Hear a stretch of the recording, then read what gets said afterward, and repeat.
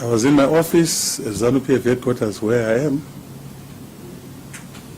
and started witnessing from the 8th floor, groups of people running towards the Sheraton. What is, I think it's called something else now, the HICC. And these were people that were clearly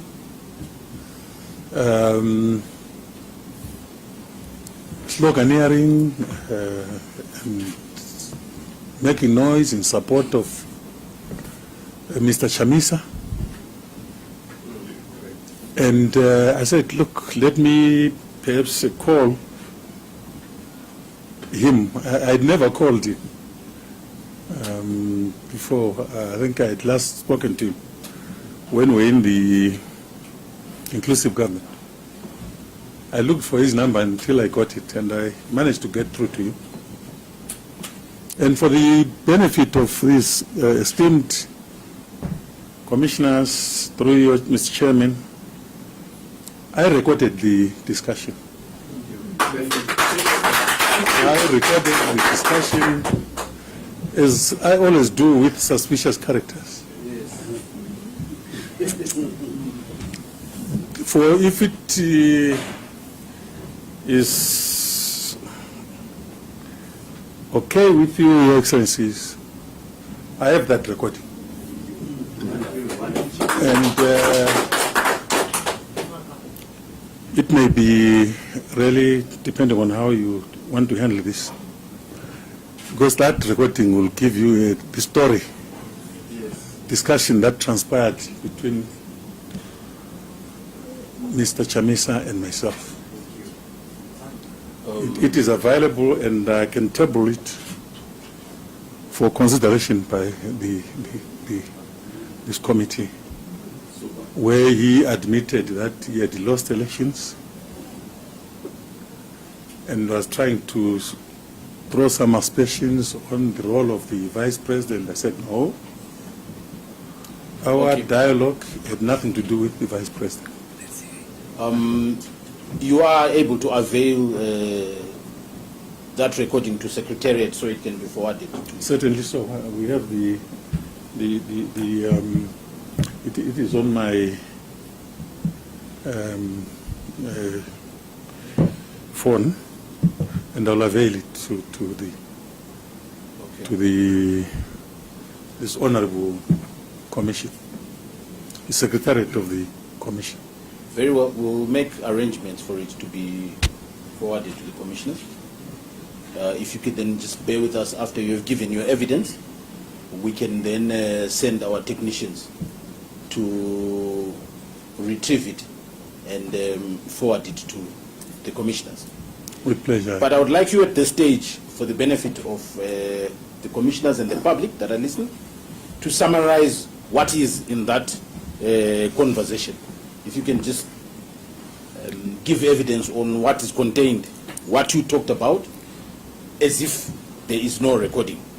No, I actually pointed out to him that there were people demonstrating outside in his name. Because they were actually, rowdy young people, no mentioning his name, and also sloganeering, showing the MDC open palm slogan. And initially they were not very violent, I must say. They just demonstrated against making noise, although they were obviously riled by the sight of our revolutionary building. So they went to HICC. I don't know whether they got in and came back. I think they had been stopped by the police. Went into wherever they come from. And that is when I started consulting. No, the police, my colleague in the Ministry of Defense, just to warn them that there was likely to be a problem. They went back. Second time they were a bit violent. It became clear that something was brewing in their whatever systems. We started now communicating following the processes which were articulated by the Commissioner General and the other generals. It is then that I was in my office, we started now communicating with each other as to the request that had been made. I'd like to bring you back to the conversation, your conversation with Chamisa. Would you kindly tell the commissioners what it is that you discussed? Yes, I actually appealed to him to stop what his people were doing. I appealed to him. I don't usually appeal to people that I view as violent. I appealed to him. I said, no, Comrade Chamisa, called him Comrade, please stop what is happening out there. Please, we want this process, as we have always said, to be a free and fair process. A free and fair democratic process. And he, after trying to say a few things, as he likes talking, he ended up saying, no, but now, Minister, you're speaking like a lawyer. I said, no, this is not an issue that would require one to have a legal background. It's a question of orderliness, peace, and tranquility in an atmosphere of democracy. Now, we discussed, it was not an acrimonious discussion, but a really official discussion, where he ended up saying that, no, look, I'll look into it and I'll come back to you. He didn't come back to me. What time of the day was it at that stage? It was around midday, when actually the group had gone back for the second time. But when they came for the third time, that's when people were trying to scan our walls, throwing some missiles into the yard, and I was getting reports that our provincial office had been run over. Yes. And people were hiding in toilets, and people had been beaten, the vehicles had been bent down, and now they were pulling down the banners that we had at the head office. Yes. And we told our youths to restrain themselves from reacting, because it was clearly a provocation on us to react, so that the international media would to show us in bad faith.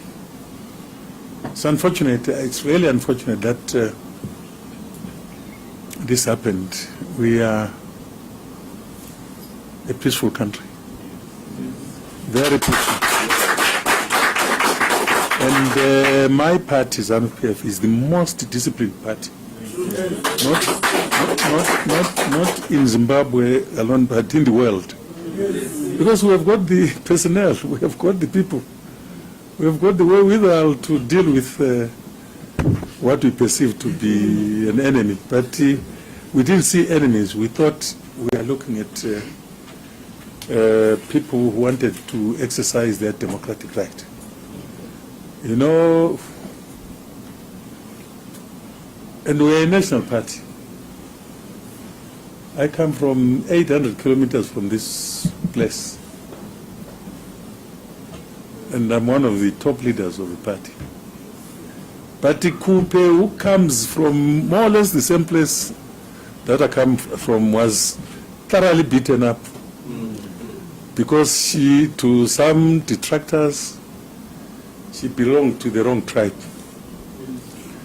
And I can assure you, no matter the rentings and the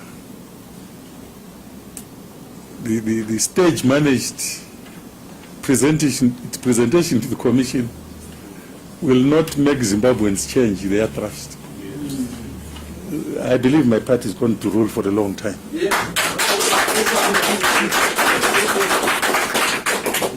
How many times did you speak to Mr. Chamisa that day? Once. He promised to come back to me, and he didn't come back. But later, on the hindsight, later I was phoned by someone called Obert Mpofu, who said he's a lawyer for the MDC. And I jokingly told him that, what kind of Mpofu are you who advise on such evil things? Because we are not a violent party. So no, he said, no, Lokumdala will talk, but that's as far as Chamisa is concerned. I spoke to him once, never came back to me. When you phoned Advocate Chamisa, was that, you said at noon, things were relatively peaceful then? Very, very, not peaceful, but the way it was clear that the motive was to create mayhem. That's what I wanted to ask. Of course, we'll listen to the tape. Thank you very much for providing it. But were you saying to him then that you are concerned that it's going to get worse? Yes. And what was his response to that? He said, no, Minister, I will, let me look into it. Yes. I'll come back to you in a few minutes. Okay. And those minutes have not been realized. And just so that when we listen to the tape, do we have the whole conversation? Yes, it's the whole conversation. It is everything. I mean, it covers the discussion, a full discussion with him. There was nothing left out. And this may seem a silly question, but did he know that he was being taped, or you didn't say anything? No, the type of job, Commissioner, through Your Excellency, I do needs factual records. And I don't take things for granted. See, my office would require that kind of preparedness in case. Okay. Even the media, when they talk to me, I record them.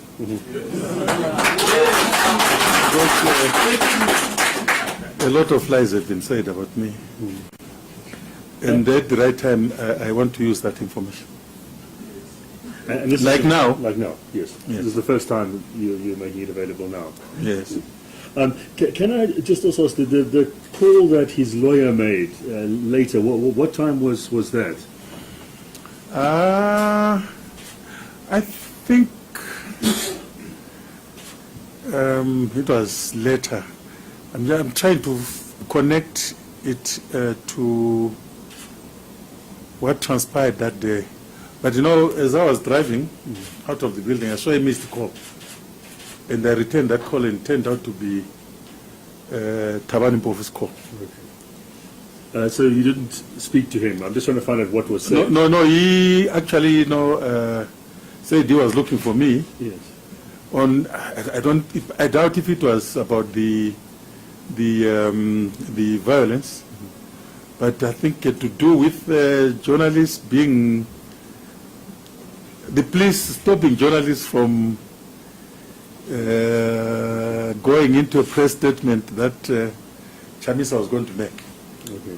So it was a different issue. Yes. If it was something to do with this, I would have recorded it as well.